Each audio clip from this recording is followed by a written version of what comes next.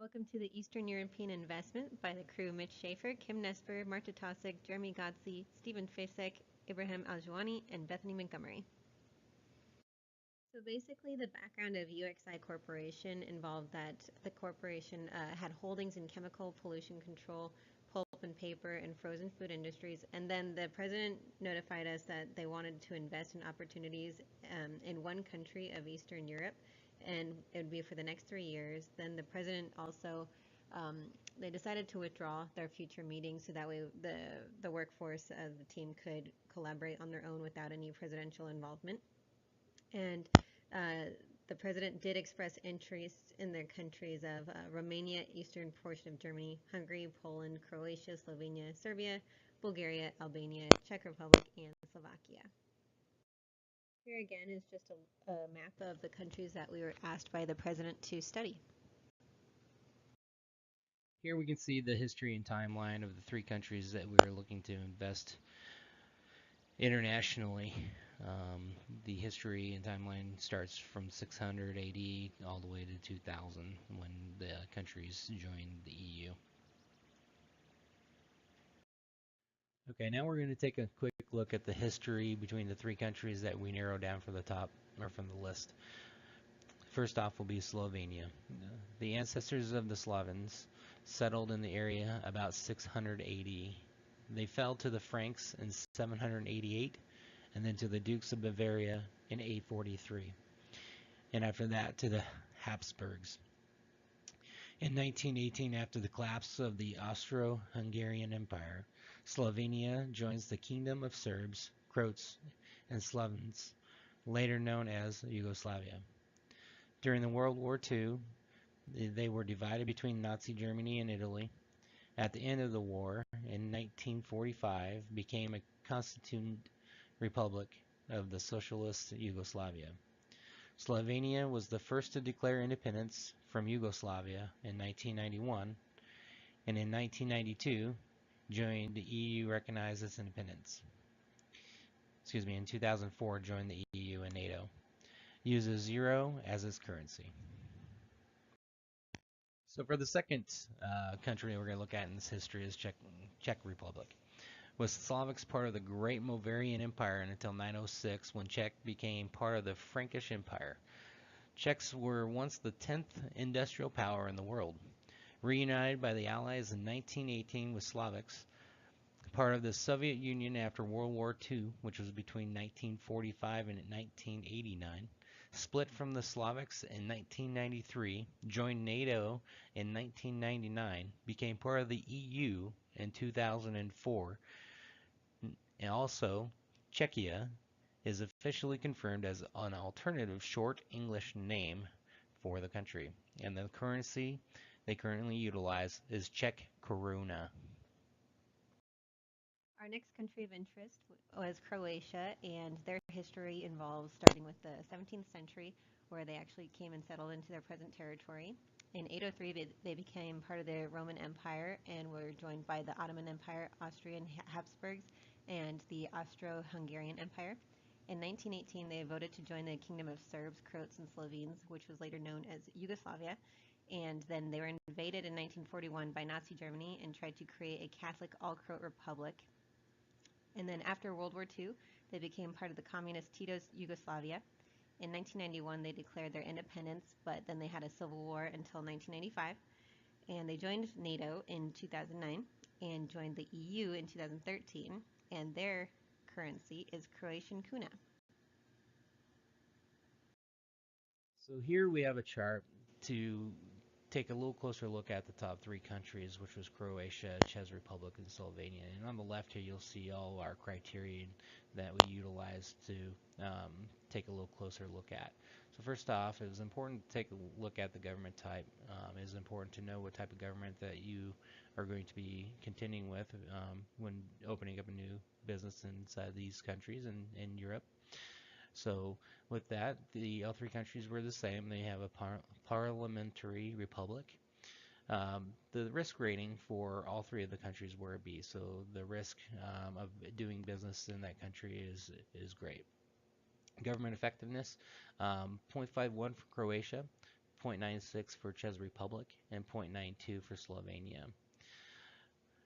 The economic freedom score, which is out of 100, 59.4 for Croatia, 73.3 for Czech Republic, and 59.2 for Slovenia. The overall infrastructure for Croatia was 4.6, Czech Republic was 4.9, and Slovenia was 4.8.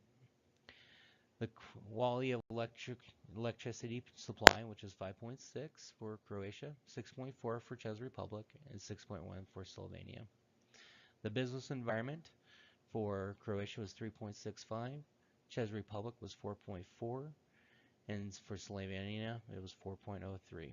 Ease of doing business out of 100 for Croatia was 72.9, Czech Republic was 76.71, Slovenia was 76.14.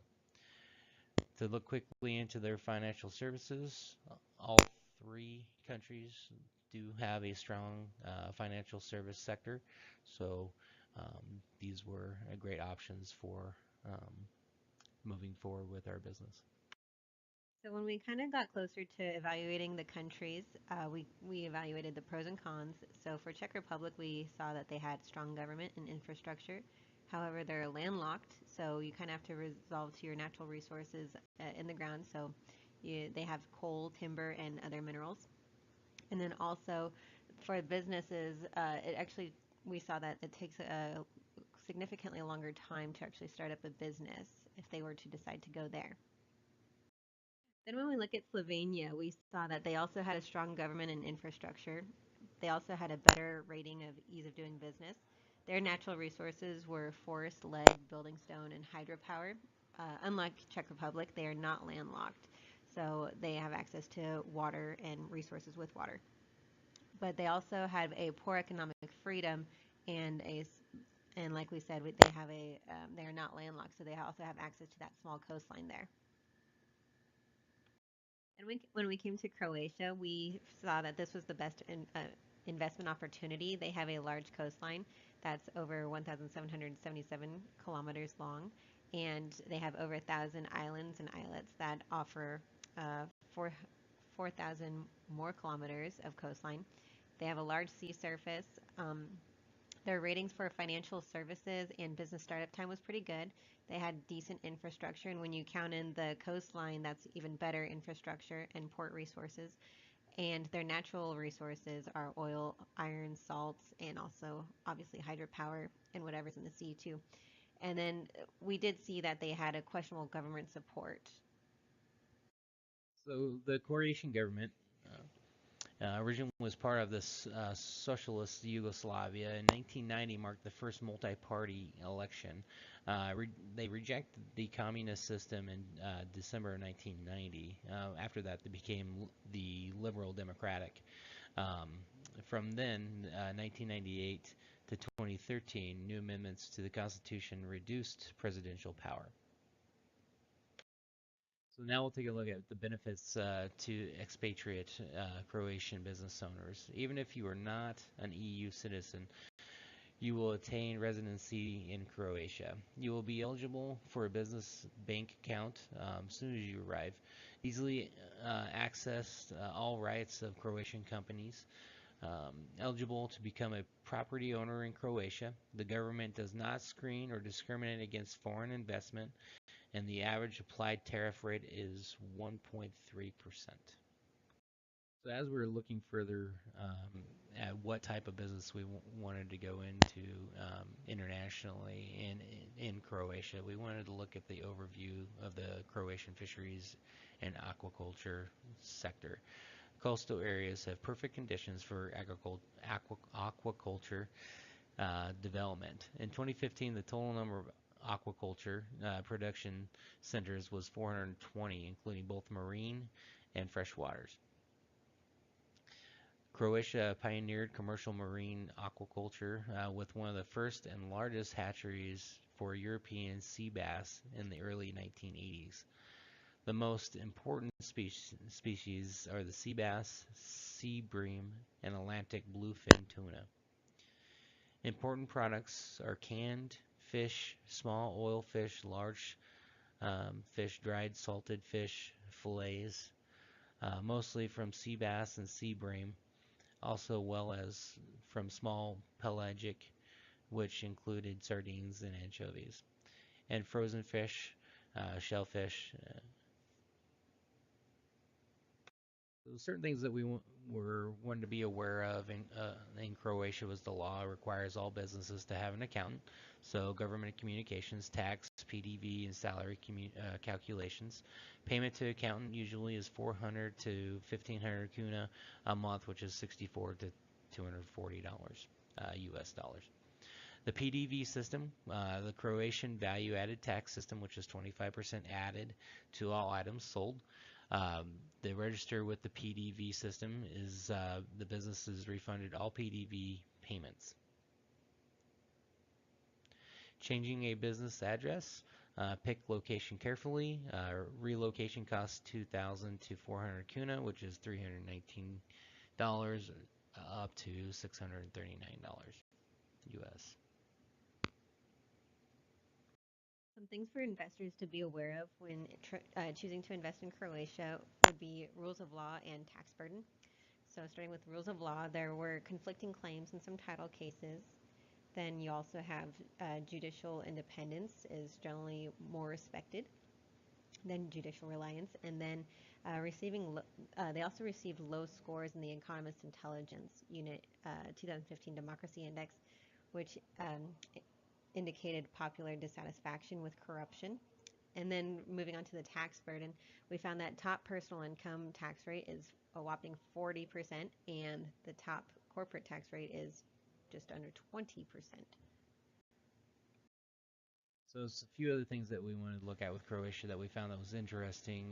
The freedom of doing business in Croatia compared to the world currently is mostly unfree, but as you can see in the graph that from look like 2007, the freedom goes up and then kind of tapers off around 2011. And as it starts to dwindle down, current time frame, so we're below the world and business freedom, but still, even though it's right at the cusp of mostly unfree, going into moderately free. Looking at freedom of trade, Croatia is well above the world, over 90%, and has been that way since 2007 or longer, compared to what I'm seeing on the graph. Freedom or investment freedom looks like they've continued an upward trend and has slightly leveled off here, but they are mostly free in investment. And then property rights, as we can see, they were below the world expectations for the longest time, and now has peaked for rights with property current year. Ultimately, our team decided to expand into the seafood industry, particularly the frozen seafood industry for transportation purposes. This would involve crustaceans, shellfish, mollusks, etc.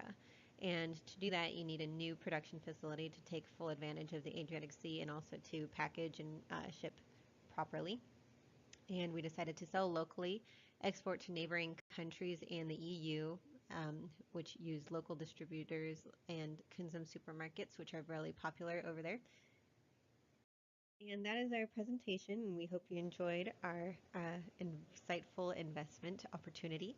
And if you'd like to look at the further slides, there's more history about the other countries of Eastern Europe.